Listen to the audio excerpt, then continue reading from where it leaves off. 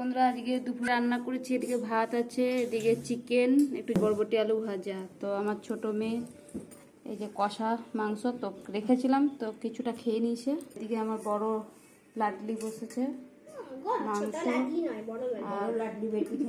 ভাত, আর তো এদিকে চিকেন, আর এদিকে আমার মা বসে গেছে খেতে, এদিকে আমার ছোট মেয়ে বসে গেছে খেতে,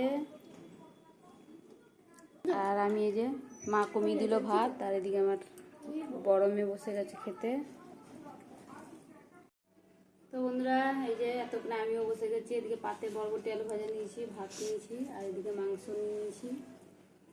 তো সবাই মিলে একসাথেই বসে গেছি খাওয়ার জন্য। মা বলে তুই আয় তারপরে খাবো, আমি তোমরা খেয়ে নাও, বলে না তুই আগে আয়। তো সবাই মিলে খাচ্ছি, বড় মশাইয়ের আগে খাওয়া। আজকে মাংসটা পাতলা ঝোল করেছি ইচ্ছাকৃতই, ভাল লাগছে তো, অনেকদিন পরে বানালাম তো ভাল লাগছে খেতে। কি রে মাংস কেমন হয়েছে? ভালো হয়েছে। তো আমার বড় মেয়ে একটু মাংসের আলু পছন্দ করে, তো আজকে একটু আলু দিয়ে করেছি, নাহলে আমি বেশিরভাগই মাংসটা একটু কষা কষা করি, ঝোল খুব কম করি। তো বন্ধুরা খেয়ে নিয়ে পরে আবার নেক্সট ভিডিওতে আবার আসবো। সকলে সুস্থ থেকো, ভালো থেকো, টাটা বন্ধুরা।